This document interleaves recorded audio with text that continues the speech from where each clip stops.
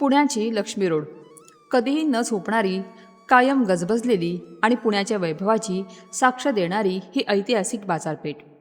याच लक्ष्मी रोडवर अगदी मध्यभागी दिमाखात उभी असलेली एक भव्य आणि आलिशान वास्तू म्हणजे सुवर्ण अलंकार ज्वेलर्स.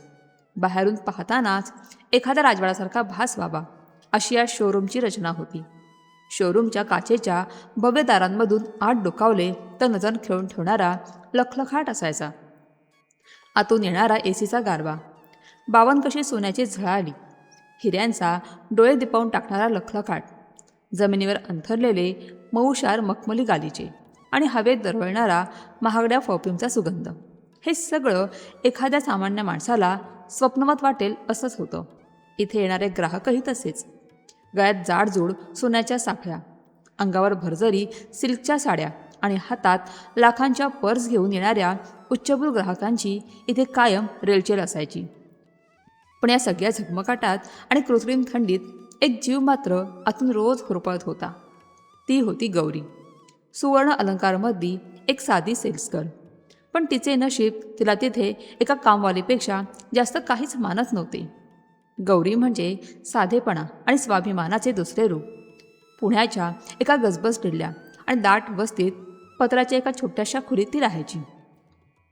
घरात आजारी वडील आणि लहान भावंड या सगळ्यांचा गाडा ओढताना बिशी बाबिशीतली गौरीच्या डोळ्यांखाली अकाळी काली वर्तुळे आली होती.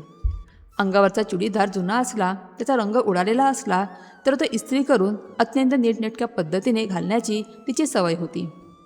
रोज सकाळी पाण्याची गैरसोय, घरची ओढाताण, वडिलांच्या औषधांची चिंता आणि या सगळ्यातून PMDच्या बसमध्ये धक्के खात लक्ष्मी रोड गाठायचा हा तिचा रोजचा संघर्ष होता. तिचे डोळे कायम एक प्रकारची अनामिक भीती आणि उद्याच्या चिंतेने भरलेले असायचे. शोरूममध्ये तिचे पद सेल असिस्टंट असे असले तरी वास्तवात तिला मिळणारी वागणूक एखाद्या नोकरापेक्षाही वाईट होती. आणि या सगळ्याला कारणीभूत होती संजना, शोरूमची हेड मॅनेजर. टक टक टक असा तिच्या हाय हिल्सचा आवाज आला की शोरूममधल्या प्रत्येकाच्या पोटात भीतीचा गोळा यायचा. संजना म्हणजे जणू अहंकाराचा चालता बोलता पुतळा.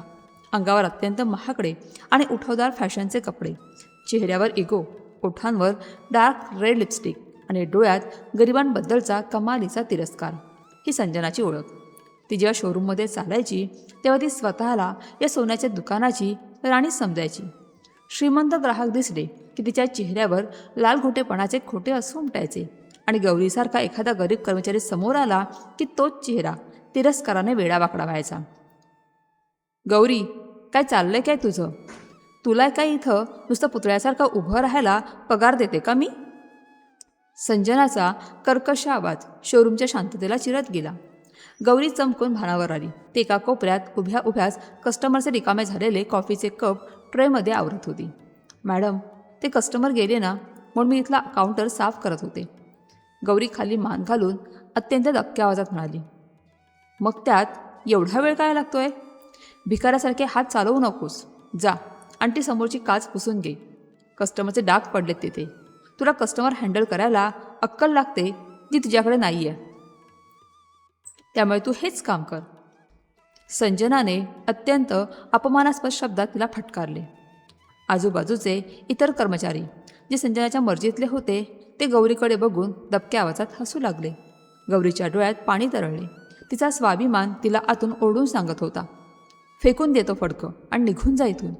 पण दुसऱ्याच सेकंदाला तिच्या डोळ्यांसमोर तिच्या आजारी वडिलांचा खोकल्याने उडणारा ठसका आणि मेडिकलच्या बिलांची फाईल उभी राहिली. तिने ओठ घट्ट आवळले, डोळ्यात आलेले पाणी पापण्यांमध्येच लपवले आणि मुकाट्याने ती हातात क्लिनर घेऊन काचा पुसू लागली. गरिबी माणसाला खूप काही गिळायला लावते. गौरी रोज आपला अपमान असाच गिळत होती. पण तुम्हाला काय वाटतं, माणसाच्या कपड्यांवरून त्याची किंमत ठरवणं योग्य आहे का? कधीकधी साध्या दिसणाऱ्या माणसाच्या मनात सोन्यापेक्षाही मौल्यवान माणुसकी जडलेली असते. ही कथा शेवटपर्यंत नक्की ऐका, कारण पुढे जे घडणार आहे ते प्रत्येकाला विचार करायला लावेल. कथा आवडली तर लाईक करा, चॅनलला सबस्क्राईब करा, आपल्या जवळच्या माणसांपर्यंत शेअर करा आणि कमेंटमध्ये सांगा, खरी श्रीमंती पैसा आहे की माणुसकी? दुपारची वेळ होती. बाहेर कडकडीत ऊन पडले होते. शोरूममध्ये मोजकेच पण VIP ग्राहक बसले होते. शांत मंद संगीताच्या सुरावटीवर सोन्या चांदीचे व्यवहार सुरू होते. अचानक शोरूमचा तो भव्य सेन्सरवर चालणारा काचेचा दरवाजा सपकन उघडला गेला. बाहेरच्या रणरणत्या उन्हातून एक सावली आत आली. ACचा एक थंडगार झोत दाराच्या दिशेने गेला आणि त्या आलिशान वातावरणात एक अत्यंत विसंगत दृश्य पाहायला मिळेल. दारामधून माई आत आल्या होत्या. माई, वय अंदाजे 70-75च्या घरात, चेहऱ्यावर आयुष्याच्या उन्हाळ्या पावसाळ्याच्या असंख्य सुरकुत्या, अंगावर एक अत्यंत साधी फिकट रंगाची आणि अनेकदा धुवून रंग उडालेली जुनी सुती साडी, साडीचा पदर डोक्यावरून घेतलेला, पायात जुन्या झिजलेल्या आणि धुळीने माखलेल्या चपला, हातात एक साधीशी कापडी पिशवी. त्यांची चाल थोडी कापरी होती, पण चेहऱ्यावर एक विलक्षण साधेपणा आणि डोळ्यात एक निरागस भाव होता. त्या झगमगत्या दुकानात आपण कुठे आलोय या भावनेने त्या थोड्या बावरल्यासारख्या इकडे तिकडे पाहत होत्या. त्यांच्या प्रवेशाने शोरूममधले वातावरण एका क्षणात बदलले. तिथे उपस्थित असलेल्या श्रीमंत ग्राहकांनी त्यांच्याकडे अत्यंत विचित्र आणि तुच्छतेच्या नजरेने पाहिले. एका महिलेने तर त्यांच्यापासून दूर जाण्यासाठी आपली महागडी सिल्कची साडी सावरून घेतली. संजनाची नजर दाराकडे गेली आणि तिचा चेहरा रागाने लालबुंद झाला. तिच्या नाकाला अशा काही सुरकुत्या पडल्या जणू एखादा उकिरडाच चालत शोरूममध्ये आला असावा. तिने आपला हिल्सचा आवाज करत थेट माईंच्या दिशेने मोर्चा वळवला. Excuse me. ए म्हातारे, हे काय धर्मशाळा वाटते का तुला? संजनाचा आवाज संपूर्ण शोरूममध्ये घुमला. तिचा तो तीक्ष्ण आवाज ऐकून माई दचकल्या. नाही बाळ, मला जरा आत यायचं होतं. माई अत्यंत कापऱ्या आणि मृदू आवाजात म्हणाल्या. बाळ? कोणाला बाळ म्हणतेस ग तू? आणि आत यायला हे काय सार्वजनिक वाचनालय किंवा मंदिर आहे वाटलं का? हे पुण्यातलं सगळ्यात मोठं ज्वेलरी शोरूम आहे आणि इथे तुझ्यासारख्या भिकाऱ्यांना याला सक्त मनाई आहे. संजना अक्षरशः त्यांच्या अंगावर खेकसली. माईंच्या सुरकुतल्या चेहऱ्यावर एकदम आगतिकता आली. त्या म्हणाल्या, पोरी, भिकारी नाही आहे मी. मला जरा दागिने बघायचे होते. दागिने? संजनाने अत्यंत विभिस्तपणे मोठा आवाज करत हसण्यास सुरुवात केली. तिच्या पाठोपाठ शोरूममधला इतर स्टाफही खदाखदा हसू लागला. अगं म्हातारे, स्वतःच्या अंगावरच्या चिंध्या बघितल्यास का तू? पायातल्या चपलेचा पट्टा तुटायला आलाय तुझ्या. हातातल्या त्या फाटक्या पिशवीत 10 रुपये तरी आहेत का तुझ्या? आणि आले मोठी सुवर्ण अलंकारमध्ये दागिने बघायला. इथे एका अंगठीची किंमत ऐकलीस ना तर हार्ट अटॅक येऊन पडशील इथेच. चल, चालते हो इथून. संजनाचे ते विषारी शब्द ऐकून माई सुन्न झाल्या. संपूर्ण शोरूम त्यांचा अपमान पाहत शांत उभे होते. कोणीही त्यांच्या मदतीला पुढे येत नव्हते. माईंचा स्वाभिमान दुखावला गेला होता. त्यांचे म्हातारे डोळे भरून आले होते आणि संजना मात्र त्यांना धक्के मारून बाहेर काढण्याच्या तयारीत उभी होती. चला, निघा इथून. संजनाने अत्यंत निर्दयीपणे माईंच्या खांद्याला धक्का दिला. तिच्या बोटांवरील लांब रंगवलेली नखे माईंच्या सुरकुतलेल्या त्वचेवर पडली. माईंचा तोल गेला आणि त्या खाली पडता पडता सावरल्या. त्यांच्या डोळ्यांतून एक मूक आर्तता डोकावत होती. संजना पुन्हा त्यांच्या दिशेने धावून जाणार तेवढ्यात, थांबा मॅडम. संपूर्ण शोरूममध्ये एक धारदार पण तितकाच कापरा आवाज घुमला. हा आवाज गौरीचा होता. आजवर संजनाच्या प्रत्येक अपमानावर मुकाट्याने मान खाली घालणाऱ्या गौरीचा बांध आज फुटला होता. तिच्या आईवडिलांनी तिला गरिबी दिली असली तरी संस्कारांची श्रीमंती भरभरून दिली होती. एका वृद्धेचा असा अमानुष अपमान तिच्या डोळ्यांना पाहावे ना. ती हातातले पुसण्याचे फडकं तिथेच फेकून देत चपळाईने माईंच्या जवळ आली. संजना थक्क होऊन तिच्याकडे पाहतच राहिली. गौरी, तुझी हिंमत कशी झाली मला थांबवण्याची? संजना दात ओठ खात म्हणाली. पण गौरीने संजनाकडे पूर्णपणे दुर्लक्ष केले. तिने अत्यंत हळुवारपणे माईंचे थरथरणारे हात आपल्या हातात घेतले. माईंचे ते खरखरीत रापलेले हात आणि गौरीचा तो मऊशार माईचा स्पर्श. गौरीने त्यांना आधार देत शोरूममधल्या एका मखमली सोफ्यावर नेऊन बसवले.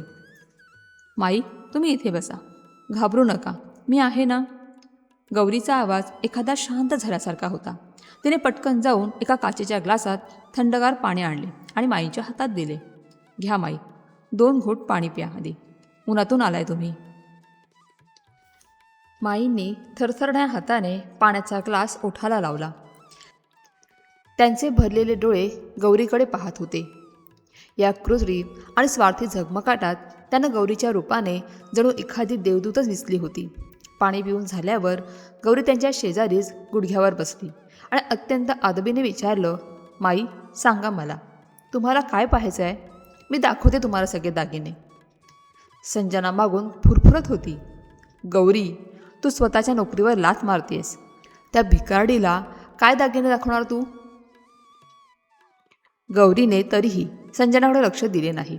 ती फक्त माईंच्या उत्तराची वाट पाहत होती. माईंनी पदराने आपले ओठ पुसले आणि चेहऱ्यावर एक अत्यंत निरागस हास्य आणत त्या म्हणाल्या, पोरी मला काही आधुनिक दागिने नकोत, मला आपला अस्सल पारंपरिक महाराष्ट्रीयन साज पाहायचा आहे. मला ना कोल्हापुरी साज, ठुशी, मोत्यांची चिंचपेटी आणि एक मोठा भरकच्च राणीहार बघायचा आहे. नक्कीच माई, तुम्ही एकच मिनिट थांबा. गौरी अत्यंत उत्साहाने उठली. तिने थेट शोरूमचा अँटिक अँड ट्रॅडिशनल ज्वेलरीचा सेक्शन गाठला. संजना आणि इतर स्टाफ जणू एखादा तमाशा पाहत असल्यासारखे बाजूला उभे होते. गौरीने अत्यंत मौल्यवान लाल मखमलीचे बॉक्सेस आणून माईंसमोर उघडले. 52 कशे सोन्याने घडवलेला बारीक नक्षीकाम असलेला कोल्हापुरी साज जेव्हा गौरीने माईंच्या हातात ठेवला तेव्हा माईंचे डोळे चमकले. त्यानंतर लाल हिरव्या खड्यांनी सजलेले ठुशी, अस्सल टपोऱ्या मोत्यांनी गुंफलेले चिंचपेटी आणि राजा महाराजांच्या राण्या घालायच्या तसा तो भव्य राणीहार. गौरी प्रत्येक दागिन्याचे वजन, त्याची घडणावळ आणि त्याचे महत्त्व अत्यंत प्रेमाने माईंना समजावून सांगत होती, जणू ती एखाद्या महाराणीलाच दागिने दाखवत आहे. माईंने ते सगळे दागिने पाहिले. त्यांच्या सुरकुतलेल्या बोटांनी सोन्याच्या त्या नक्षीवरून हात फिरवला आणि त्या अत्यंत समाधानाने हसल्या. खूप छान आहेत दागिने पोरी, हे सगळे दागिने मला बांधून दे. गौरीने हसून मान डोलावली आणि तिने कॅल्क्युलेटरवर पटापट आकडेमोड केली. माई, या सगळ्या दागिन्यांचे बिल बरोबर 2 कोटी रुपये झाले आहेत. गौरी अत्यंत नम्रपणे म्हणाली, 2 कोटी. हा आकडा ऐकतात शोरूममध्ये पुन्हा एकदा स्मशान शांतता पसरली. सर्वांच्या नजरा माईंवर खिळल्या. माईंनी आपला सुरकुतलेला हात आपल्या जुन्या साडीच्या खिशात घातला आणि बाहेर काढला. तो रिकामाच होता. त्यांनी आपला साडीचा पदर चाचपडून पाहिला आणि त्या अगदी निरागसपणे हसत म्हणाल्या, अरे देवा पोरी, माझ्याकडे तर एक दमडीही नाही आहे आता, पण तू काळजी करू नकोस हां, माझे 2 कोटी रुपये माझा नातू देईल तुला. क्षणभराची शांतता आणि पुढच्या सेकंदाला संपूर्ण शोरूममध्ये संजना आणि तिच्या स्टाफचा खळखळून हसण्याचा आवाज घुमला. संजना हसून हसून दुहेरी होत होती. काय नातू देईल? अगं म्हातारे, 2 कोटी रुपये आहेत ते, 2 रुपये नाहीत. तुझा तो भिकारी नातू 200 रुपये तरी देऊ शकेल का? वेळ लागला या म्हातारीला. आणि गौरी, तू पण या वेळीच्या नादाला लागून 2 कोटीचे दागिने दाखवत बसलीस? हा हा हा, व्हॉट अ जोक. संजनाचा तो कर्कश आवाज गौरीच्या कानाचे पडदे फाडत होता. इतर कर्मचारीही माईंना आणि गौरीला नावे ठेवत हसत होते, पण गौरीच्या चेहऱ्यावर ना संताप होता ना माईंबद्दलची चीड. तिला माईंची कीव येत होती. तिला वाटले कदाचित या माईंची स्मरणशक्ती गेली असावी किंवा त्यांच्या गरिबीत त्यांनी कधीतरी सोन्याच्या दुकानात जाण्याचे स्वप्न पाहिले असावे. गौरीने माईंना कोणताही टोमणा मारला नाही. तिने शांतपणे ते सर्व दागिने परत मखमली पेटीत ठेवले. ती माईंच्या जवळ गेली आणि म्हणाली, माई, काही हरकत नाही. पैसे नसले तरी काय झाले, तुम्हाला हे दागिने पाहायचे होते आणि ते तुम्हाला दाखवताना मला खूप आनंद मिळाला. असे म्हणत गौरीने आपली जुनी विटलेली पर्स उघडली. त्या पर्समध्ये तिच्या वडिलांच्या औषधांसाठी आणि महिन्याच्या बस पाससाठी साठवून ठेवलेली काही मोजकीच नोटांची चवळ होती.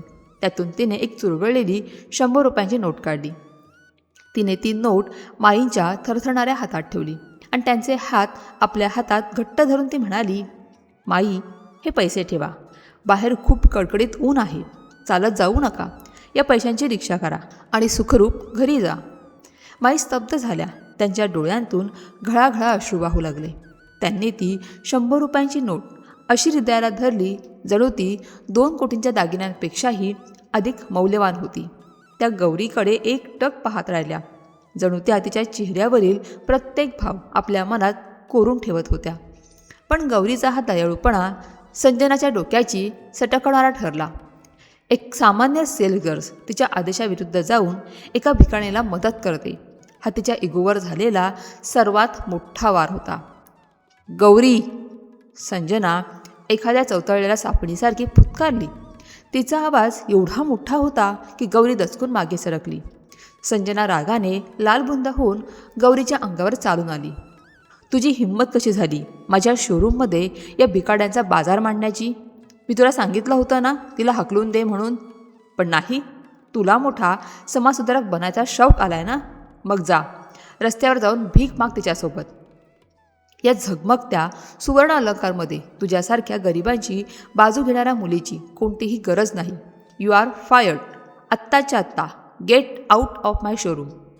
संजनाने भर बाजारात सर्व ग्राहकांसमोर गौरीला अत्यंत वाईट शब्दात अपमानित केले. गौरी क्षणभर पूर्णपणे सुन्न झाली. तिच्या डोळ्यांसमोर अंधारी आली. नोकरी गेली या एकाच विचाराने तिच्या काळजात धस्स झाले. वडिलांचे आजारपण, घराचे भाडे, भावंडांचे शिक्षण, हे सगळं आता कसं होणार? तिच्या डोळ्यांच्या कडा पाणावल्या. गळ्यात आवंडा दाटून आला. पण आपला स्वाभिमान पणाला लावून संजनासमोर रडण्या इतकी ती लाचार नव्हती. तिने आपले अश्रू कसेबसे डोळ्यातच थुपवले. तिने एक नजर संजनाकडे टाकली, एक नजर त्या झगमगत्या दागिन्यांकडे टाकली आणि शांतपणे आपली पर्स खांद्याला अडकवली. माई हे सर्व अत्यंत शांतपणे पण तीक्ष्ण नजरेने पाहत होत्या. गौरीने माईंना हात जोडले आणि जड पावलांनी ती त्या आलिशान शोरूमच्या काचेच्या दारातून बाहेर पडली. एसीच्या थंडगार हवेतून बाहेर येताच दुपारच्या कडकडीत उन्हाच्या झळा तिच्या अंगावर आदळल्या. आज तिचे हात पूर्णपणे रिकामे झाले होते आणि पुढचा रस्ता अंधारलेला होता. गौरी शोरूमच्या काचेच्या दारातून बाहेर पडली तेव्हा दुपारच्या कडकडीत उन्हाच्या झळा तिच्या चेहऱ्यावर आदळल्या. तिच्या पाठोपाठ काही क्षणातच माहीही त्या दुकानातून बाहेर आल्या. त्यांनी पाहिले की गौरी रस्ता ओलांडून जड पावलांनी बसस्टॉपच्या दिशेने जात आहे. माईंच्या सुरकुतलेल्या चेहऱ्यावर आता आगतिकता नव्हती, तर एक विलक्षण आणि गूढ शांतता होती. त्यांनी रस्त्यावरून जाणाऱ्या एका रिक्षाला हात केला. कुठे जायचे आजी? रिक्षावाल्याने विचारले. प्रभात रोडला. देशमुख वाड्यावर घे बाबा, माई अत्यंत खणखणीत आवाजात म्हणाला. रिक्षावाल्याने आश्चर्याने त्या साध्यासुध्या म्हातारीकडे पाहिले आणि मुकाट्याने रिक्षा वळवली. पुण्याच्या उच्चभ्रू आणि शांत प्रभात रोडवर रिक्षा एका अतिशय भव्य आणि अवाढव्य लोखंडी गेटसमोर येऊन थांबली. हे कोणतेही सामान्य घर नव्हते. तो होता पुण्यातल्या सर्वात मोठ्या देशमुख ग्रुप ऑफ इंडस्ट्रीच्या मालकांचा राजेशाही देशमुख वाडा. काळ्या पाषाणात बांधलेली भक्कम तटबंदी, प्रवेशद्वारावर कोरलेले 2 भव्य हत्ती आणि आतमध्ये पसरलेली हिरवळ एखाद्या राजवाड्याची साक्ष देत होती. माईंनी गौरीने दिलेली ती 100ची नोट रिक्षावाल्याला दिली आणि त्या संथ पावलांनी गेटच्या आत शिरल्या. त्यांना पाहताच तिथल्या सिक्युरिटी गार्ड्सनी ताट उभे राहून कडक सॅल्यूट ठोकला. वाड्यात प्रवेश करताच जुन्या पेशवाई वास्तुकलेचा आणि आधुनिक सुखसोयींचा एक अद्भुत संगम पाहायला मिळत होता. सागवानी लाकडाचे कोरीव खांब, छतावरून लोंबकळणारे भव्य झुंबर आणि इटालियन मार्बलची फरशी. या भव्य हॉलच्या मध्यभागी एक तरुण अत्यंत अस्वस्थपणे एरझारा घालत होत्या. अंगात नेव्ही ब्लू रंगाचा महागडा 3 पीस सूट, हातावर रोलेक्सचे घड्याळ, तीक्ष्ण नजर आणि चेहऱ्यावर एक जन्मजात दबदबा असलेला हा तरुण म्हणजे देशमुख ग्रुपचा करता धरता आणि पुण्यातला सर्वात तरुण अब्जाधीश आदित्य देशमुख. माईंना आत येताना पाहताच आदित्यच्या चेहऱ्यावरील चिंता मिटली. तो वेगाने चालत त्यांच्याजवळ आला. माई, कुठे गेला होता तुम्ही? घरात कुणालाच न सांगता आणि तेही या अशा वेशात? मी अख्खं शहर पालथं घालायला लावलं असतं आता. आदित्यचा आवाज काळजीने भरलेला पण तितकाच करारी होता. ही साध्या सुती साडीतली म्हातारी स्त्री दुसरी तिसरी कोणी नसून देशमुख ग्रुपच्या सर्वेसर्वा अन्नपूर्णा देशमुख होत्या. माईंनी आदित्यच्या गालावर प्रेमाने हात फिरवला. शांत हो रे माझ्या राजा. मी जरा जगाची रीत पाहत होते, माणसांची पारख करत होते. आदित्यने गोंधळून त्यांच्याकडे पाहिले. माईंनी त्याला जवळ बसवले आणि लक्ष्मी रोडवरील सुवर्ण अलंकार शोरूममध्ये घडलेला प्रत्येक प्रसंग सविस्तर सांगितला. संजनानं केलेला अपमान, दिलेले धक्के आणि उडवलेली खिल्ली, हे सर्व ऐकताना आदित्यच्या कपाळावरील शिरा रागाने तडतडू लागल्या. त्याचे डोळे लाल भडक झाले. काय? सुवर्ण अलंकार? माई, ती तर आपल्याच ग्रुपची एक फ्रँचायझी आहे. माझ्याच मालकीच्या शोरूममध्ये माझ्या आजीला भिकारी म्हणून हाकलून देण्याची त्या मॅनेजरची हिंमत कशी झाली? आदित्य रागाने एखाद्या वाघासारखा डरकाळी फोडत उठला. थांब आदित्य, माई शांतपणे म्हणाल्या. रागाच्या भरात त्या सोन्यासारख्या पोरीचं विसरू नकोस. त्या गौरीने माझ्यासाठी स्वतःची नोकरी गमावली आणि जाताना मला रिक्षासाठी स्वतःचे शेवटचे पैसे देऊन गेली. माईंनी ती 100ची नोट आदित्यसमोर ठेवली. आदित्य स्तब्ध झाला. एका गरीब मुलीने आपल्या आजीसाठी स्वतःच्या पोटावर लाथ मारून घेतली. त्याचा राग आता एका विलक्षण आदरात आणि उत्सुकतेत बदलू लागला होता. त्याने लगेच आपला PA कदम याला बोलावून घेतले. कदम, आत्ताच्या आत्ता सुवर्ण अलंकारचे CCTV फुटेज माझ्या लॅपटॉपवर घे. आदित्यने आदेश दिला. काही मिनिटातच फुटेज समोर आले. आदित्य स्क्रीनवर डोळे लावून बसला होता. गौरी माईंना प्रेमाने पाणी देताना, 2 कोटींचे दागिने अत्यंत उत्साहाने दाखवताना आणि संजनाने अपमान केल्यावर स्वतःच्या पर्समध्ये 100 रुपये माईंच्या हातात टेकवताना त्याने पाहिले. संजनाने गौरीला नोकरीवरून काढल्यावर तिचा तो पडलेला चेहरा पाहून आदित्यच्या काळजात कुठेतरी खोलवर काहीतरी हलले. पैशांच्या या स्वार्थी जगात अशी निर्मळ माणुसकी त्याने पहिल्यांदाच पाहिली होती. कदम, आदित्यचा आवाज आता अत्यंत गंभीर होता. मला या क्षणी ही मुलगी इथे हवी आहे. तिला शोधून काढा आणि अत्यंत आदराने इथे घेऊन या. तिकडे गौरी लक्ष्मी रोडवरील एका बाकावर डोक्याला हात लावून बसली होती. डोळ्यांतून वाहणारे अश्रू थांबत नव्हते. वडिलांची औषधे आणि घरभाडे कसे भरायचे हा एकच विचार तिला पोखरत होता. अचानक तिच्यासमोर एक काळ्या रंगाची आलिशान मर्सिडीज कार येऊन थांबली. कारमधून एक सूटबूट घातलेला माणूस खाली उतरला आणि त्याने गौरीसमोर अत्यंत आदराने मान तुकवली. मॅडम, माझे नाव कदम. देशमुख ग्रुपचे CEO आदित्य देशमुख सरांनी तुम्हाला अत्यंत सन्मानाने देशमुख वाड्यावर बोलावले आहे. गौरी धसकली. देशमुख वाडा? आदित्य देशमुख? पण का? आणि मी कशाला येऊ? पण कदम यांच्या नम्र आग्रहखातर आणि सुरक्षिततेची खात्री मिळाल्यावर ती कारमध्ये बसली. कार देशमुख वाड्याच्या भव्य गेटमधून आत शिरली तेव्हा गौरीची छाती धडधडू लागली. तिने आयुष्यात कधी एवढा मोठा राजवाड्यासारखा बंगला पाहिला नव्हता. कारचा दरवाजा उघडला गेला आणि तिला हॉलमध्ये नेण्यात आले. त्या भव्य झुंबराखाली इटालियन मार्बलवर उभी असलेली गौरी स्वतःला खूप क्षुल्लक समजत होती. तिचे डोळे भीतीने इकडे तिकडे फिरत होते.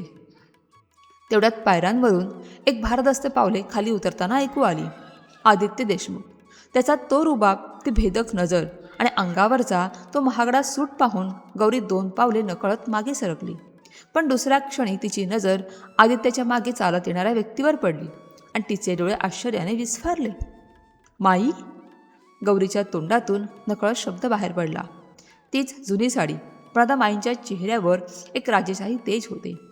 माई हसून पुढे आल्या आणि त्यांनी गौरीला जवळ घेतले. होय पोरी, मीच ती म्हातारी.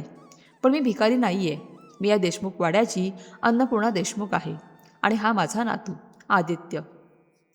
गौरी क्षणभर पूर्णपणे सुन्न झाली. ज्या आजीला तिने 100 रुपये दिले होते त्या पुण्याच्या सर्वात श्रीमंत कुटुंबातील आहेत. आदित्य तिच्यासमोर येऊन उभा राहिला. त्याचा आवाज अत्यंत मृदू पण प्रोफेशनल होता. मिस गौरी, माझ्या आजीला त्या शोरूममध्ये जी वागणूक मिळाली त्यासाठी मी देशमुख ग्रुपचा मालक म्हणून तुमची माफी मागतो आणि तुम्ही माझ्या आजीसाठी जी माणुसकी दाखवली त्यासाठी मी तुमचा ऋणी आहे. गौरी गोंधळून फक्त खाली मान घालून उभी होती. आदित्यने कदमला इशारा केला. कदमने एका चांदीच्या ताटात एका नवीन आलिशान घराच्या चाव्या, एक गाडीची चावी आणि एक ब्लँक चेक आणून ठेवला. मिस गौरी, हे तुमच्या त्या माणुसकीचे छोटेसे बक्षीस आहे. हे स्वीकारा. आदित्य अत्यंत आदराने म्हणाला. गौरीने एकदा त्या ताटाकडे पाहिले आणि मग थेट आदित्यच्या डोळ्यात पाहिले. तिची भीती आता पूर्णपणे गायब झाली होती आणि तिथे तिच्या स्वाभिमानाची जागा आली होती. सर, गौरीचा आवाज अतिशय शांत पण ठाम होता. माझ्या आईवडिलांनी मला गरिबी दिली असली तरी संस्काराची श्रीमंती नक्की दिली आहे. मी माईंना मदत केली, ती पैशांच्या आशेने नाही, तर त्या मला माझ्या आजीसारख्या वाटल्या म्हणून. माणुसकीची किंमत पैशात किंवा अशा बक्षिसांमध्ये करता येत नाही. मला माफ करा, पण मी हे घेऊ शकत नाही. आदित्य अवाक होऊन तिच्याकडे पाहतच राहिला. त्याच्या आयुष्यात आजवर प्रत्येकजण त्याच्या पैशावर आणि अधिकारावर लाळ घोटणाराच आला होता.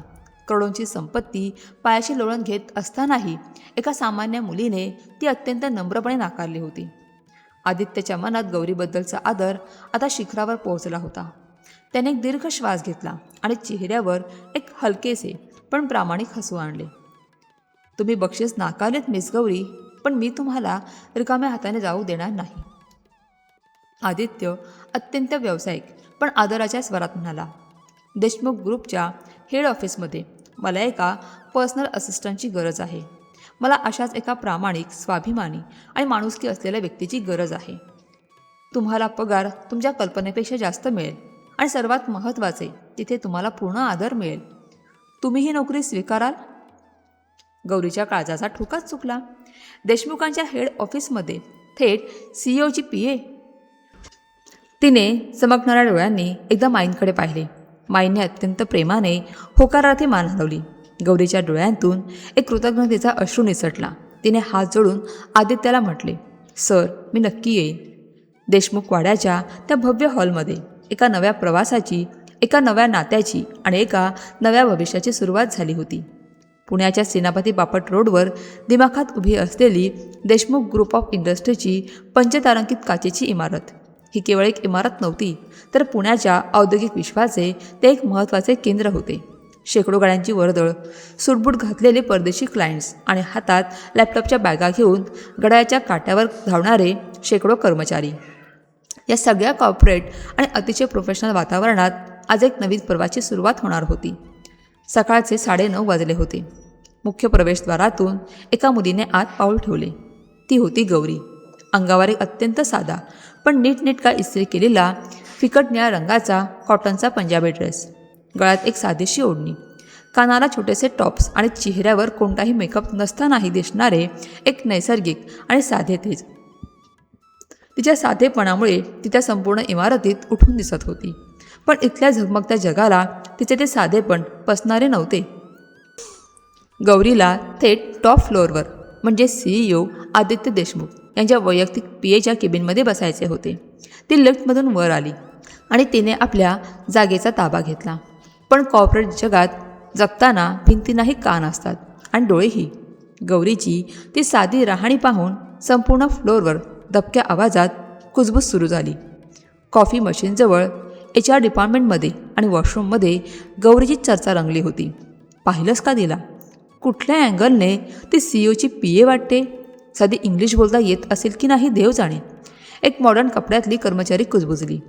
अरे, आदित्य सरांचा स्टँडर्ड किती हाय आहे आणि ही कुठून झोपडपट्टीतून उठून आली आहे. नक्कीच काहीतरी काळबेळा असणार.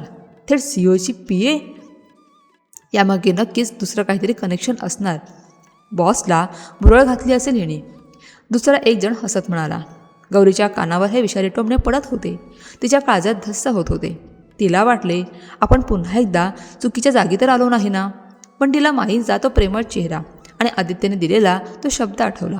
तिने आपले लक्ष पूर्णपणे फाईल्सवर आणि कामावर केंद्रित केले.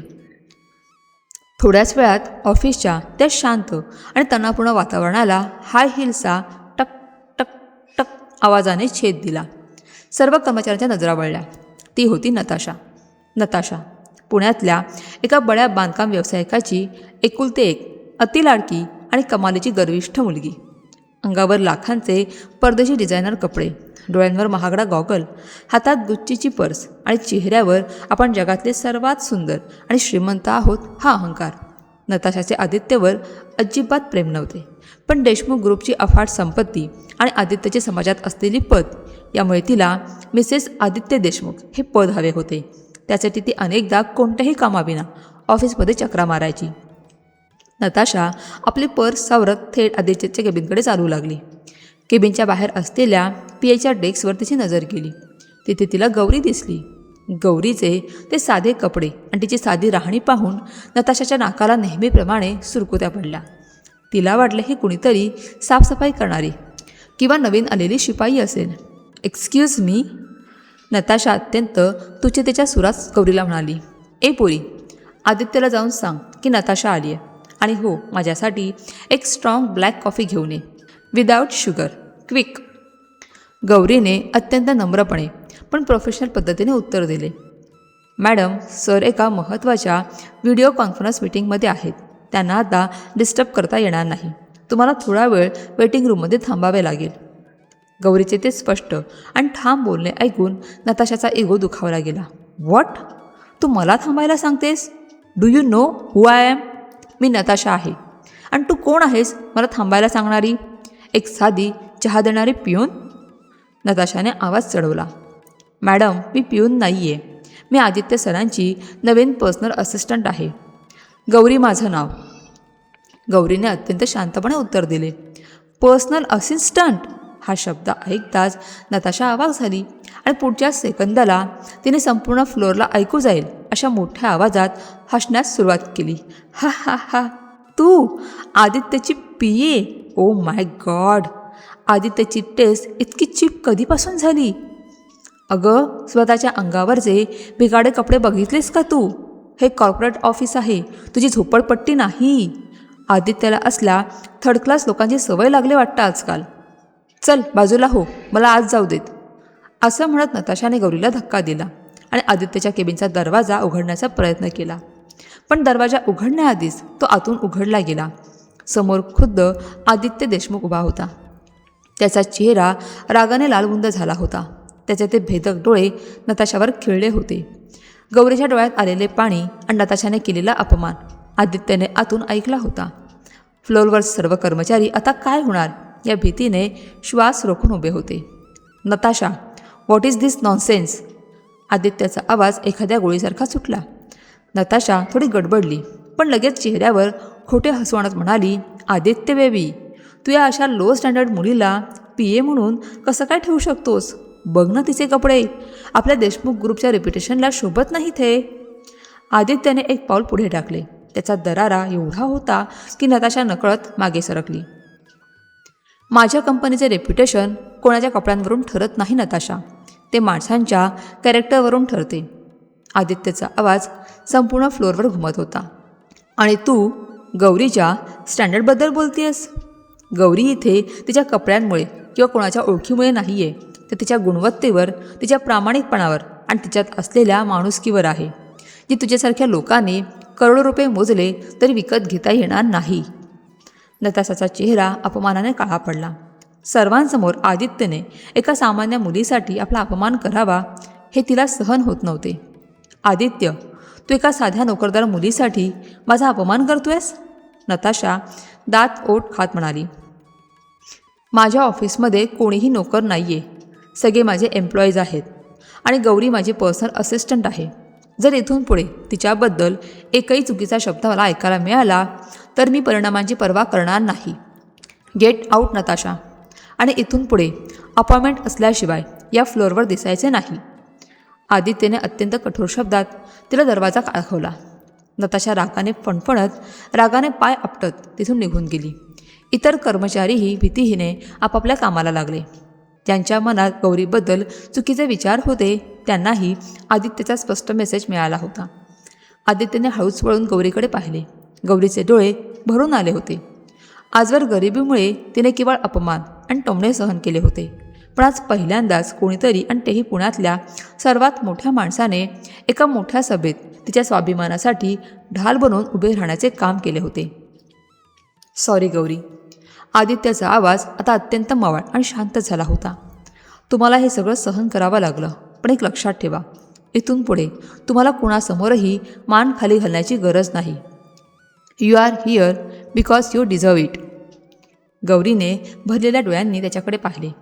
आदित्य देशमुख नावाच्या या करारी आणि श्रीमंत माणसाच्या आत एक अतिशय हळवा, न्यायाची चाळ असणारा आणि खऱ्या अर्थाने माणूस दडलेला होता, हे गौरीला समजले होते.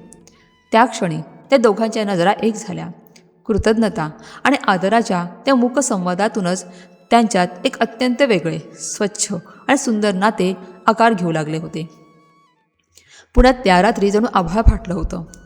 गौरीला देशमुख ग्रुपमध्ये रुजू होऊन काही आठवडे झाले होते. या काळात तिने आपल्या प्रामाणिकपणाने, कामातील शिस्तीने आणि शांत स्वभावाने सर्वांचा विश्वास जिंकला होता. आदित्यलाही तिच्यातील साधेपणा आणि स्वाभिमान रोज नव्याने जाणवत होता. बाहेर मुसळधार पाऊस, विजांचा कडकडाट आणि वाऱ्याचा सुसाट वेग, पण सेनापती बापट रोडवरील देशमुख ग्रुपच्या ऑफिसमध्ये मात्र एक विलक्षण आणि सुखद शांतता पसरली होती. रात्रीचे 11 वाजून गेले होते. संपूर्ण ऑफिस रिकामे झाले होते. फक्त सीईओच्या केबिनमध्ये एक पिवळसर उबदार लाईट सुरू होता. एका अत्यंत महत्त्वाच्या इंटरनॅशनल प्रोजेक्टचे प्रेझेंटेशन उद्या द्यायचे असल्याने आदित्य आणि गौरी थांबले होते.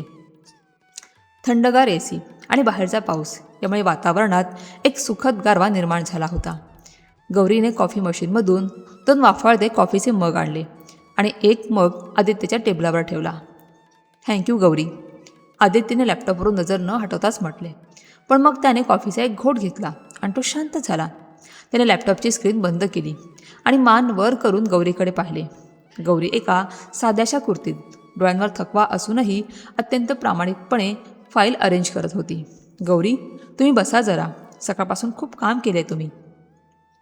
आदित्यचा आवाज एरवीसारखा प्रोफेशनल आणि कडक नव्हता, तर त्यात एक विलक्षण हळवेपणा होता. गौरी धसकली आणि तिने समोरच्या खुर्चीवर बसत विचारले, सर, काही चुकलं का माझ्याकडून? आदित्य हसला.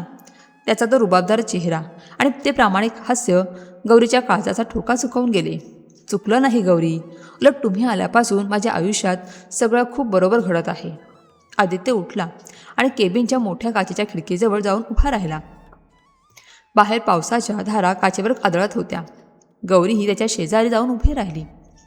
गौरी, या बाहेरच्या पावसा इतकाच निर्मळ स्वभाव आहे तुमचा. आदित्य खिडकीबाहेर पाहत अत्यंत संत आणि भावनापूर्ण आवाजात म्हणाला, माझ्या आजूबाजूला कायम करोडपती लोक असतात, पण त्यांच्या मनात फक्त स्वार्थ असतो. नताशासारख्या मुलींना माझ्यातला माणूस नाही तर माझी संपत्ती दिसते. पण तुम्ही वेगळे आहात. या खोट्या आणि पैशांच्या मागे धावणाऱ्या जगात तुमचं हे साधेपण मला खूप भावतं. मला तुमचं हे साधेपणच आवडायला लागलंय. गौरीच्या हातातला कॉफीचा मग हलकासा थरथरला. तिचे हृदय वेगाने धडधडू लागले.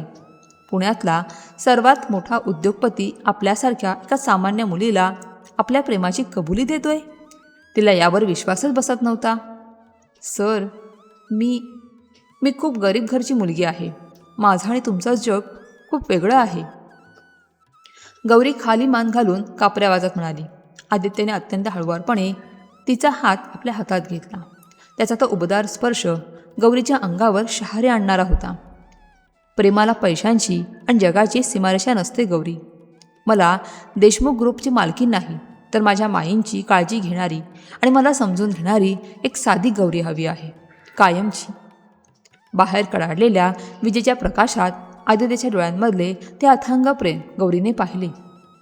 तिच्या डोळ्यांतून आनंदाचा एक अश्रू निसटला आणि तिने संमती दर्शवत मान खाली घातली. पावसाच्या त्या रिमझिम आवाजात 2 पूर्णपणे वेगळ्या जगातील 2 मने कायमची एकरूप झाली होती. पण हे सुख गौरीच्या नशिबात जास्त काळ टिकणारे नव्हते. गौरी आणि आदित्यच्या वाढत्या जवळीची कुजबुज नताशाच्या कानावर पोहोचली होती.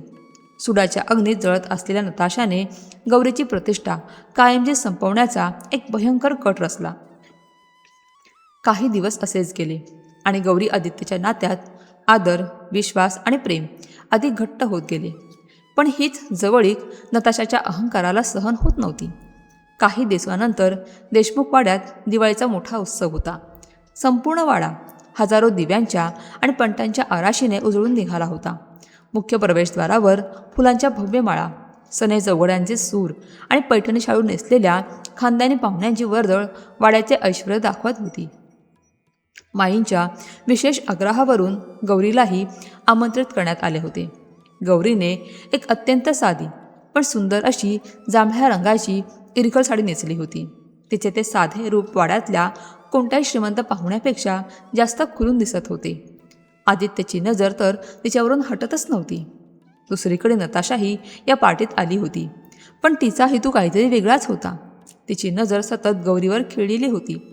गौरी जेव्हा माईंना भेटून आपली साधीशी कापडीची पर्स एका बाजूला सोफ्यावर ठेवून कामात मदत करायला गेली, तेव्हा नताशाने संधी साधली.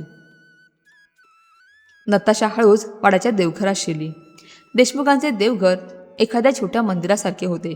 तिथे सोन्या चांदीच्या मूर्ती होत्या आणि देवीच्या गळ्यात एक अत्यंत दुर्मिळ आणि पिढ्यानपिढ्या चालत आलेली खानदानी मोत्यांची कंठी होती. नताशाने अत्यंत चलाकीने ती मोत्यांची कंठी देवीच्या गळ्यातून काढली. आजूबाजूला कुणी नाही हे पाहून ती बाहेर आली आणि तिने ती मौल्यवान कंठी गौरीच्या सोफ्यावर ठेवलेल्या पर्समध्ये लपवून ठेवली. तिच्या ओठांवर एक अत्यंत विषारी आणि क्रूर हास्य उमटले. थोड्या वेळाने उत्सवाची मुख्य पूजा सुरू होण्याची वेळ आली. माई देवघरात गेल्या आणि पुढच्या क्षणी त्यांच्या काळजाचा ठोका चुकला. अरे देवा, देवीच्या गळ्यातली मोत्यांची कंठी कुठे गेली? माईंचा हादरलेला आवाज ऐकून आदित्यने सगळे पाहुणे देवघराकडे धावले. संपूर्ण वाड्यात एकच खळबळ उडाली. देशमुखांची खानदानी मोत्यांची कंठी चोरीला गेली हा विचारच अंगावर काटा आणणारा होता. सिक्युरिटीला बोलवण्यात आले. सर्वांचे चेहरे काळवंडले होते. तेवढ्यात नताशा पुढे आली आणि मोठ्या आवाजात म्हणाली, माई, वाड्यातले नोकर आणि आपण सगळे पाहुणे तर पिढ्यानपिढ्या ओळखत आहोत, पण आज वाड्यात एक बाहेरची आणि अत्यंत गरीब व्यक्ती आली आहे, जिच्याकडे पैसे नाहीत. तिचीच नजर या संपत्तीवर असू शकते. नताशाने थेट गौरीकडे बोट दाखवले. गौरी क्षणभर जागच्या जागी गोठून गेली. नाही नाही माई, मी असं कसं करेन? मी देवघरात गेलेही नाही आहे. गौरी रडकुंडीला येऊन म्हणाली, मग तुझी बॅग चेक करायला काय हरकत आहे? नताशाने अत्यंत कुटीलपणे विचारले. करा माझी बॅग चेक. माझ्या प्रामाणिकपणावर विश्वास आहे, गौरी हुंदकावरत म्हणाली. नताशाने स्वतः जाऊन सोफ्यावर गौरीची पर्स आणली आणि सर्वांच्या देखत ती पर्स उलटी केली. पर्समधला एक रुमाल, बसचा पास आणि काही सुटे पैसे आणि त्याचसोबत एक चकचकीत वस्तू फरशीवर पडली. ती खानदानी मोत्यांची कंठी होती. सर्वांचे श्वास रोखले गेले. देवघरात शांतता पसरली. गौरीचे डोळे भीतीने आणि आश्चर्याने विस्फारले. तिला काहीच समजत नव्हते की हे काय घडले आहे. पाहिलंत? नताशाचा आवाज वाड्यात घुमला. मी आधीच म्हणत होते, या भिकाड्या लोकांवर विश्वास ठेवू नका. हिचा खरा चेहरा बघा. अत्यंत बोळसरपणाचं नाटक करून हिने माईंना आणि आदित्यला जाळ्यात अडकवलंय. हे याचसाठी. हिची लायकी तीच आहे, एक भिकारडी आणि चोरटी. नाही, खोटं आहे हे. मी नाही घेतली ती कंठी. माझ्यावर विश्वास ठेवा माई. आदित्य सर, प्लीज काहीतरी बोला. गौरी दोन्ही हात जोडून रडत रडत आदित्य आणि माईंसमोर विनवण्या करत होती. तिच्या डोळ्यांतून अश्रूंच्या धारा वाहत होत्या. पण माई या धक्क्याने सुन्न झाला होता. आणि आदित्यकडे गौरीला वाचवण्यासाठी कोणतेच शब्द नव्हते, कारण पुरावा सर्वांसमोर होता आणि तोही गौरीच्याच बॅगेत सापडला होता. आदित्य त्या क्षणी गप्प होता, पण त्याच्या मनात गौरीबद्दल शंका नव्हती. तो सर्वांसमोर घाईघाईने निर्णय देण्याऐवजी आधी सत्याचा पुरावा शोधायचा निर्धार करत होता. पण त्याची ती स्तब्धता आणि शांतता गौरीच्या काळजात एखाद्या खंजिरासारखी घुसली. ज्या माणसाने काल रात्री प्रेमाची कबुली दिली, तो आज माझ्यावर अविश्वास दाखवतोय, हा विचार तिला सहन झाला नाही. चोरटी कुठली? पोलिसांच्या हवाली करा हिला. आजूबाजूचे श्रीमंत नातेवाईक गौरीला अत्यंत घाणेरड्या शिव्या देत होते. गौरीचा स्वाभिमान आज पूर्णपणे चिरडला गेला होता. तिचे हृदय 1000 तुकड्यात विभागले गेले. तिने आपले अश्रू पुसले. थरथरत्या हातांनी आपली पर्स जमिनीवरून उचलली आणि माई व आदित्यसमोर शेवटचे हात जोडले. माई, मी गरीब नक्कीच आहे, पण चोर नाही. आज तुम्ही सर्वांनी मला माझी खरी जागा दाखवून दिलीत.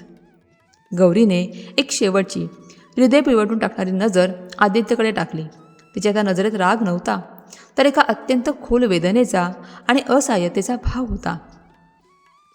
आदित्य काही बोलण्यासाठी पुढे होणार तोच गौरी मागे फिरली आणि रडत रडत दिवाळीच्या त्या झगमगत्या रोषणाईतून देशमुख वाड्याच्या पायऱ्या उतरून अंधारात दिसेनाशी झाली.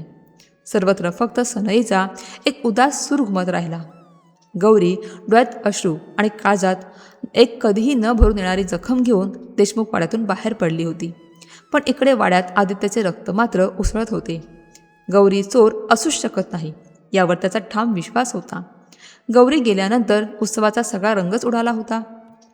नातेवाईक कुजबुजत होते, पण आदित्य कुणाचंही काहीही ऐकण्याच्या मनस्थितीत नव्हता. तो तडक उठला आणि थेट वाड्याच्या सिक्युरिटी कंट्रोल रूममध्ये गेला. कदम. आदित्यची डरकाळी कंट्रोल रूममध्ये घुमली. देवघराच्या बाहेरील कॉरिडॉरमध्ये आणि मुख्य हॉलमधील जेवढे सुरक्षा कॅमेरे आहेत त्या सर्वांच्या मागच्या 2 तासांचे फुटेज आत्ताच्या आत्ता स्क्रीनवर प्ले करा. कदमने घाबरत वेगाने बोटे चालवली आणि काही क्षणातच स्क्रीनवर जे दिसले ते पाहून आदित्यच्या रागाचा पारा शिखरावर पोहोचला. फुटेजमध्ये स्पष्ट दिसत होते की नताशा अत्यंत चलाखीने देवघरात शिरली. काही क्षणांनी हातात काहीतरी लपवत बाहेर आली आणि ती वस्तू सोफ्यावर ठेवलेल्या गौरीच्या साध्याच्या पर्समध्ये लपवली. नंतर पर्समधून सापडलेली तीच मोत्यांची कंठी पाहून सगळ्यांना सत्य कळले. आदित्यने तो लॅपटॉप हातात घेतला आणि तो वावटळीसारखा वाड्याच्या मुख्य हॉलमध्ये आला, जिथे नताशा माईंच्या जवळ बसून गौरीला नावे ठेवत खोटे अश्रू ढाळत होती. माई. आदित्यचा आवाज ऐकून संपूर्ण वाडा शांत झाला. आदित्यने लॅपटॉप थेट माईंच्या हातात दिला आणि स्क्रीनवरील तो व्हिडिओ प्ले केला. माईने तो व्हिडिओ पाहिला आणि त्या क्षणभर सुन्न झाल्या. त्याने रागाने आणि आश्चर्याने नताशाकडे पाहिले. आता तो व्हिडिओ सगळ्या नातेवाईकांनी पाहिला होता. नताशाचा चेहरा भीतीने पांढरा फटक पडला. तिची चोरी रंगेहात पकडली गेली होती. आदित्य, आदित्य ऐक माझं, मी हे सगळं तुझ्या प्रेमापोटी. नताशा अडखळत बोलण्याचा प्रयत्न करत होती, पण आदित्य एखाद्या चवतळलेल्या सिंहासारखा तिच्या अंगावर धावून गेला. शटाप नताशा, माझ्या प्रेमापोटी? तुला प्रेम आणि माणुसकी या शब्दांचा अर्थ तरी माहिती आहे का? एका निष्पाप आणि साध्या मुलीच्या चारित्र्यावर डाग लावताना तुझे हात नाही थरथरले? तुझ्यासारख्या नीच आणि स्वार्थी मुलीची सावलीही मला माझ्या वाड्यात नकोय. Get out. आत्ताच्या आत्ता चालते हो इथून. आदित्यच्या त्या भयंकर रूपासमोर नताशाची एक शब्दही बोलण्याची हिंमत झाली नाही.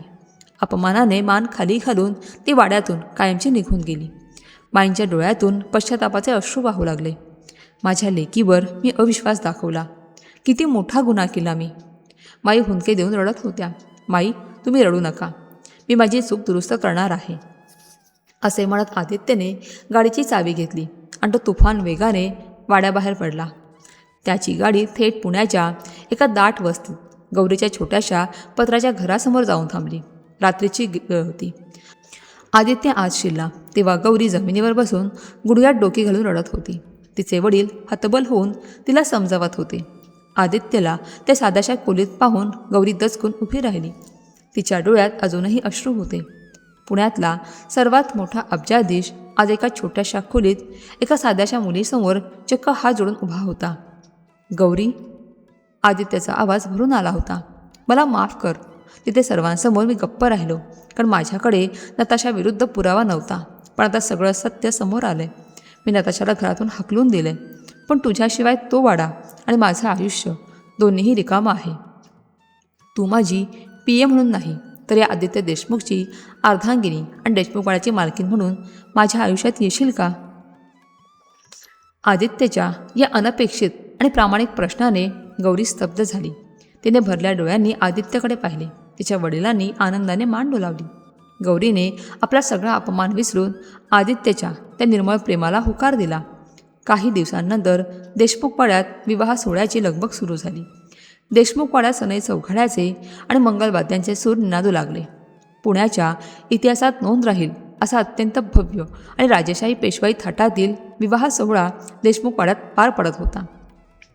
संपूर्ण वाडा झेंडूची फुले आणि आंब्यांच्या पानांच्या तोरणांनी सजवला होता. एका भव्य दालनात गौरीच्या सासरच्यांनी दिलेले रुखवत मांडले होते, ज्यात चांदीची भांडी, फळांच्या टोपल्या आणि पारंपरिक लाकडी खेळणी अगदी सुबकपणे सजवली होती. गौरीचे रूप तर एखाद्या साक्षात देवीसारखे दिसत होते. अंगावर अस्सल लाल भडक रंगाची जरीचा काठ असलेली पैठणी नऊवारी साडी, नाकात मोत्याची नथ, कपाळावर चंद्रकोर आणि गळ्यात तोच कोल्हापुरी साज आणि चिंचपेटी, जी तिने माईंना शोरूममध्ये दाखवली होती. आणि सर्वात विशेष म्हणजे तिच्या गळ्यात देशमुखांची ती खानदानी मोत्यांची कंठी रुबाबात शोभून दिसत होती, जी माईंनी स्वतः तिला सुनेचा मान म्हणून घातली होती. समोरून आदित्य एका रुबाबदार पेशवाई वेशात, अंगात भरजरी शेरवानी, डोक्याला लाल रंगाचा शाही फेटा आणि हातात तलवार घेऊन मंडपात आला. दोघांनी एकमेकांना पाहिले आणि त्यांच्या डोळ्यांतून केवळ अथांग प्रेमाचा वर्षाव होऊ लागला. गुरुजींच्या खणखणीत आवाजात मंगलाष्टके सुरू झाली. स्वस्ति श्री गणनायकम गजमुखम मोरेश्वरम सिद्धिदम शुभमंगल सावधान. सनेचा सूर टिपेला पोहोचला. उपस्थित हजारो पाहुण्यांनी अक्षतांचा वर्षाव केला. आदित्यने गौरीच्या गळ्यात मंगळसूत्र घातले. दोन पूर्णपणे वेगळ्या जगातील मने कायमची एकरूप झाली होती. गौरी आता एका गरीब वस्तीतील मुलगी राहिली नव्हती. ती मिसेस गौरी आदित्य देशमुख बनली होती. लग्नानंतर काही दिवसांनी आदित्यने गौरीच्या डोळ्यांवर पट्टी बांधली आणि तिला गाडीतून एका ठिकाणी घेऊन आला. त्याने तिची पट्टी सोडली तेव्हा गौरी आश्चर्याने अवाक झाली. ती लक्ष्मी रोडवरील त्याच सुवर्ण अलंकार शोरूमच्या बाहेर उभी होती, जिथून तिला हाकलून देण्यात आले होते. आदित्य, आपण इथे का आलोय? गौरीने विचारले. आदित्यने हसून एक फाईल तिच्या हातात दिली. आजपासून हे शोरूम देशमुख ग्रुपचे नाही आहे गौरी. या शोरूमची एकमेव मालकीण तू आहेस. ही माझी तुला लग्नाची भेट. गौरी डोळ्यात पाणी आणून आदित्यच्या गळ्यात पडली. दोघेही शोरूमच्या आत गेले. आतमधला सगळा स्टाफ उभा होता आणि विशेषतः गौरीची जुनी मॅनेजर संजना, ज्या घटनेनंतर निलंबित अवस्थेत होती, ती अत्यंत घाबरलेल्या अवस्थेत हात जोडून रांगेत उभी होती. संजनाच्या पायाखालची जमीन सरकली होती. ज्या मुलीचा तिने गरीब म्हणून अपमान केला होता, तीच आज तिची मालकीण बनून समोर उभी होती. संजना रडत रडत पुढे आली आणि तिने गौरीसमोर हात जोडले. मॅडम, गौरी मॅडम, मला माफ करा. माझ्या पैशांच्या आणि अधिकाराच्या गर्वात मी माणसाला माणूस समजायला विसरले होते. मला नोकरीवरून काढू नका मॅडम. गौरीच्या चेहऱ्यावर आजही तोच पूर्वीचा साधेपणा आणि शांतता होती. तिने संजनाला थांबवले. संजना मॅडम, गरिबी हा कुणाचा गुन्हा नसतो. मला तुम्हाला नोकरीवरून काढायची कोणतीही हौस नाही. मी तुम्हाला माफ करते, पण माफी म्हणजे चूक योग्य ठरवणे नाही. एक लक्षात ठेवा, इथून पुढे या शोरूममध्ये येणारा प्रत्येक ग्राहक, मग तो श्रीमंत असो वा गरीब, त्याला आदराने वागवायला शिका. संजनाने डोळ्यात पाणी आणून कृतज्ञतेने मान डोलावली. तेवढ्यात शोरूमच्या दारात माई आल्या. गौरी धावत जाऊन त्यांच्या पाया पडली. माईने तिला प्रेमाने उठवले, तिच्या डोक्यावरून हात फिरवला आणि अत्यंत समाधानाने त्या आदित्य व गौरीकडे पाहत म्हणाल्या, माझ्या पोरी, तू आज सिद्ध केलंस. माणसाचा खरा दागिना सोनं नाणं नसून त्याची माणुसकी आणि दयाळूपणा असतो. तू संजनाला माफ करून पुन्हा एकदा आमची मनं जिंकलीस. हे नेहमी लक्षात ठेवा. जगात कितीही वाईट प्रसंग आले तरी आपला चांगुलपणा कधीच सोडू नये, कारण चांगल्या कर्माची फळं नेहमी चांगलेच मिळते. गौरीने आदित्यच्या हातात हात गुंफला. दोघांच्याही चेहऱ्यावर एक अत्यंत सुंदर आणि आश्वासक हास्य होते. एका गरीब पण प्रामाणिक मुलीच्या संघर्षाची कहाणी आज माणुसकीच्या या खऱ्या प्रेमाच्या एका अत्यंत भव्य आणि सोनेरी वळणावर येऊन पूर्ण झाली होती. या कथेतून एक गोष्ट नक्की समजते, माणसाची किंमत त्याच्या पैशांनी, कपड्यांनी किंवा पदाने ठरत नाही. ती ठरते त्याच्या संस्कारांनी आणि माणुसकीने. गौरीने अपमान सहन केला, पण चांगुलपणा सोडला नाही. म्हणूनच नियतीने तिला योग्य सन्मान दिला. तुमच्या मते संजनाला माफ करून गौरीने योग्य केलं का? तुमचं मत कमेंटमध्ये नक्की सांगा. कथा मनाला भिडली असेल तर लाईक करा, चॅनलला सबस्क्राईब करा आणि ही कथा अशा प्रत्येक व्यक्तीला शेअर करा ज्याला अजूनही माणुसकीवर विश्वास आहे. धन्यवाद.